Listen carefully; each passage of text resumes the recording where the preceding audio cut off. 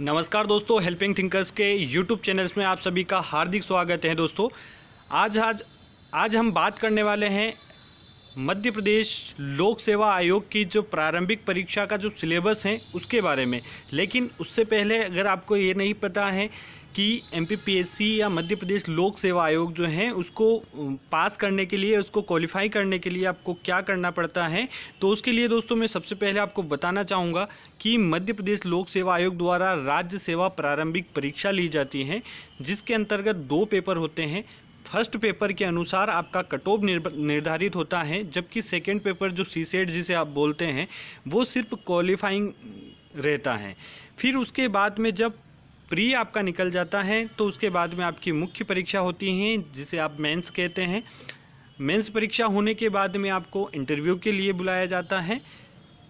ठीक है दोस्तों, तो इस प्रकार आपका सिलेक्शन हो जाता है। तो राज्य सेवा प्रारंभिक परीक्षा की अगर मैं बात करूं तो इसमें बहु विकल्पी प्रश्न पूछे जाते हैं। एक प्रश्न के 2 नंबर यहाँ पर दिए जाते हैं। प्रथम प्रश्न मतलब 100 प्रश्न, दोनों ही पेपर में 100 प्रश्न आते हैं और 2-2 घंटे का समय जो आपको मिलता है, और एक प्रश्न का जो नंबर रहता है 2 नंबर रहता है। इस प्रकार 100 प्रश्न के नंबर आपके 200 हो जाते हैं।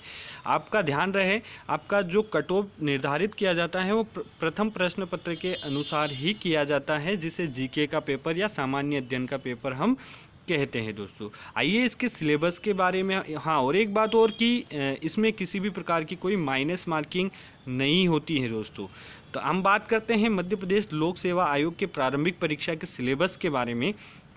तो चूँकि इसका सिलेबस 2019 से पहले 2019 से पहले जो इसका सिलेबस कुछ और था, लेकिन 2019 के बाद में जो 2020 की जो प्रारंभिक परीक्षा हुई उसके बाद से ही इसका जो सिलेबस है प्री का, इन्होंने जो पहला प्रश्न पत्र है 10 यूनिटों में निर्धारित कर दिया गया है। 10 यूनिट, ये इन 10 यूनिट से मिलाकर आपके 100 प्रश्न पूछे जाएंगे। आज हम बात करने वाले हैं प्रारंभिक परीक्षा के जो प्री का जो सिलेबस है उसके बारे में। सबसे पहले आप देख पा रहे होंगे यहाँ मध्य प्रदेश का इतिहास, संस्कृति एवं साहित्य, ये आपकी यूनिट नंबर फर्स्ट रहती है। दोस्तों इसके अंतर्गत अगर आप इसकी तैयारी करें तो एक एक पॉइंट को ध्यान में रखते हुए इसकी तैयारी करें। आप यहाँ पर देख सकते हैं मध्य प्रदेश की इतिहास की घटनाएं एवं प्रमुख राजवंश, यानी मध्य प्रदेश में जितनी भी घटनाएं हुई, जैसे आप चरण पादुका नरसंहार बोल सकते हैं, उसके साथ में पंजाब मेल हत्याकांड बोल सकते हैं। इस प्रकार से जो जितनी भी घटनाएं हुई, साथ ही जो प्रमुख राजवंश हैं वो सारी चीज़ें।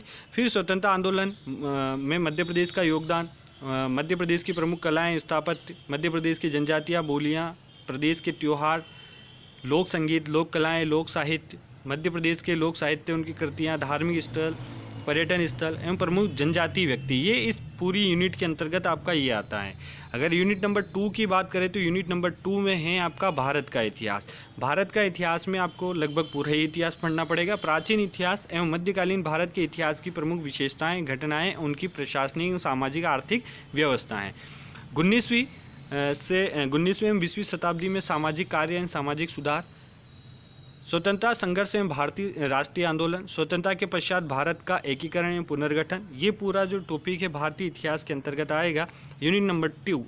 अगर यूनिट नंबर 3 की हम बात करें तो मध्य प्रदेश का भूगोल इसके अंतर्गत पूछा जाता है, जिसमें मध्य प्रदेश के वन, वनोपज, वन्य जीव, नदियाँ, पर्वत श्रृंखलाएँ, मध्य प्रदेश की जलवायु, मध्य प्रदेश के प्राकृतिक एवं खनिज संसाधन, मध्य प्रदेश में परिवहन, मध्य प्रदेश में प्रमुख सिंचाई एवं विद्युत परियोजनाएं, मध्य प्रदेश में कृषि, पशुपालन एवं कृषि आधारित उद्योग, ये यूनिट नंबर 3 के अंतर्गत आएगा। दोस्तों यूनिट नंबर 4 की अगर मैं बात करूं तो भारत एवं विश्व का भूगोल इसके अंतर्गत आता है, जिसमें भौतिक भूगोल के अंदर भौतिक विशेषताएं, प्राकृतिक प्रदेश पूछे जाएंगे। प्राकृतिक संसाधन में इनके द्वारा वन, खनिज संपदा, जल, कृषि, वन्य जीव, राष्ट्रीय उद्यान, अभ्यारण्य, सफारी वगैरह, ये सारी चीज़ें। सामाजिक भूगोल के अंदर जनसंख्या से संबंधित आपके प्रश्न पूछे जाएंगे। आर्थिक भूगोल में प्राकृतिक एवं मानवीय संसाधन से संबंधित। वहीं विश्व भूगोल की अगर बात करूं तो विश्व के महाद्वीप, देश, महासागर, नदियां, ये प्रमुख टॉपिक हैं इसके। विश्व के प्राकृतिक संसाधन, परंपरागत और गैर परंपरागत ऊर्जा स्रोत, इसके अंतर्गत ये पूछे जाएंगे। ये आपकी 4 यूनिट कंप्लीट हो जाती है। इस प्रकार 5वीं यूनिट की अगर हम बात करें तो 5वीं यूनिट 2 खंडों में बटी हुई हैं, जिसमें खंड ए राज्य की संवैधानिक व्यवस्था और ब जो है राज्य की अर्थव्यवस्था, यानी मध्य प्रदेश की पॉलिटी और इकोनॉमी, दोनों यूनिट नंबर 5 के अंतर्गत आएगी। संवैधानिक व्यवस्था के अंतर्गत संवैधानिक व्यवस्था जिसमें राज्यपाल, मंत्रिमंडल, विधानसभा, उच्च न्यायालय ये सभी आ जाएंगे। मध्य प्रदेश में त्रिस्तरीय पंचायती राज एवं नगरीय प्रशासन व्यवस्था, ये आपको बहुत अच्छे से पढ़ना है। इकोनॉमी की बात करूं तो इसमें जनगणना से संबंधित आर्थिक विकास, प्रमुख उद्योग और जनजातियों से संबंधित जो कल्याणकारी योजना है वो इसके अंतर्गत आएगी। यूनिट नंबर अगर 6 की हम बात करें तो भारत का संविधान, शासन प्रणाली में अर्थव्यवस्था, यानी कि भारत का जो संविधान बना है उसकी प्रोसेस पूरी जो अभी जो न्याय प्रणाली है उसके बारे में यहाँ पर आप इसमें सब पॉइंट देख सकते हैं। भारत शासन अधिनियम 1919 और 1935 विशेष इम्पोर्टेंट, संविधान सभा आपकी, संघ कार्यपालिका, राष्ट्रपति, संसद, नागरिकों के मौलिक अधिकार, कर्तव्य, राज्य के नीति निदेशक सिद्धांत, संवैधानिक संशोधन, सर्वोच्च न्यायालय में न्यायिक व्यवस्था। फिर इसके अंतर्गत इकोनॉमी भी आ जाती है आपकी, भारतीय अर्थव्यवस्था, औद्योगिक विकास, विदेशी व्यापार, आयात निर्यात, वित्तीय संस्थाएं इसके अंतर्गत है, रिजर्व बैंक, राष्ट्रीयकृत बैंक, सेबी, एनएसई, गैर बैंकिंग वित्तीय संस्थान, ये सारे जो हैं यूनिट नंबर 6 के अंतर्गत आते हैं दोस्त। यूनिट नंबर 7 इसे पर्यावरण या विज्ञान एवं पर्यावरण के अंतर्गत इसमें मौलिक विज्ञान के मौलिक सिद्धांत पूछे जाएंगे। भारत के प्रमुख वैज्ञानिक संस्थान एवं उनकी उपलब्धियां, उपग्रह एवं अंतरिक्ष प्रौद्योगिकी, मतलब आपकी साइंस टेक वाला पार्ट इसको बोल सकते हैं आप। पर्यावरण, जैव विविधता से संबंधित, पारिस्थितिकी तंत्र, पोषण आहार, पोषक तत्व, मानव शरीर संरचना, कृषि उत्पाद तकनीकी, खाद्य प्रसंस्करण, स्वास्थ्य नीति, स्वास्थ्य कार्यक्रम, प्रदूषण, प्राकृतिक आपदाएं प्रबंधन, ये सारी चीज़ें इसके अंतर्गत आती है दोस्तों। यूनिट नंबर 8 की अगर मैं बात करूं तो ये एक तरीके से आप कह सकते हैं करंट अफेयर से रिलेटेड है। अंतर्राष्ट्रीय एवं राष्ट्रीय समसामयिक घटनाएं, जिसमें इसमें सब, क्योंकि करंट तो बहुत बड़ा होता है दोस्तों, लेकिन इसके लिए भी अगर आप इसका अध्ययन करें तो इन पॉइंटों को जरूर ध्यान में रखिए दोस्तों। इसमें महत्वपूर्ण व्यक्ति एवं स्थान से संदर्भित जो प्रश्न है वो आने की संभावना है इनके द्वारा दी। महत्वपूर्ण घटनाएं, ऐसी कोई घटना हो गई हो जैसे कि 2020 में म्यांमार में जो सेना का तख्ता पलट हुआ था उससे संबंधित, तो ये एक घटना हो गई अंतर्राष्ट्रीय लेवल पर। इस प्रकार से आप करंट अफेयर्स को तैयार करें।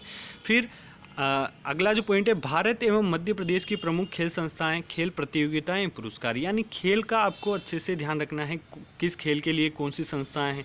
जैसे कि आप सपोज एग्जांपल क्रिकेट के लिए बीसीसीआई जो हैं अपने भारत की वो हैं, तो ऐसे आपको संस्थाएं जो खेल हैं उनकी संस्थाएं, खेल प्रतियोगिताएं कौन कौन सी होती हैं और इनके लिए किस खेल के लिए कौन से पुरस्कार दिए जाते हैं, इन पर विशेष प्रकार से आपको ध्यान देना है। बाकी तो पढ़ना तो पूरा ही है। यूनिट नंबर 9 की अगर हम बात करते हैं तो सूचना एवं प्रौद्योगिकी इसके अंतर्गत आता है। इसके अंतर्गत इलेक्ट्रॉनिकी, सूचना एवं संचार प्रौद्योगिकी, एक तरीके से कंप्यूटर वाला पार्ट है। इलेक्ट्रॉनिकी, सूचना एवं संचार प्रौद्योगिकी, robotics, artificial intelligence, cyber security, e governance, internet, social networking sites, e commerce, ये बहुत स्कोरिंग यूनिट है दोस्तों, तो आप इस पर ज़रूर फोकस करें। और यूनिट 10 भी ऐसी ही है। यूनिट 10 जो है राष्ट्रीय एवं प्रादेशिक संवैधानिक एंड सांविधिक संस्था है, ये भी एक तरीके से हम देखें तो संविधान का ही पार्ट है, लेकिन इसमें यूनिट अलग से बना दी गई हैं, जिसमें जो मुख्य आयोग कमीशन जो हैं उनके बारे में, इसमें कौन कौन से आयोग हैं आप देख सकते हैं। भारत निर्वाचन आयोग, राज्य निर्वाचन आयोग, संघ लोक सेवा आयोग यानी यूपीएससी, मध्य प्रदेश लोक सेवा आयोग यानी एमपीपीएससी, नियंत्रक एवं महालेखा परीक्षक सीएजी, नीति आयोग, मानव अधिकार आयोग, महिला आयोग, बाल संरक्षण आयोग, एसटी एससी आयोग, पिछड़ा वर्ग आयोग, सूचना आयोग, सतर्कता आयोग, राष्ट्रीय हरित अधिकरण, खाद्य संरक्षण आयोग, इस प्रकार से 10-12 आयोग दिए गए हैं दोस्तों। तो ये था मध्य प्रदेश लोक सेवा आयोग के प्रारंभिक परीक्षा का सिलेबस।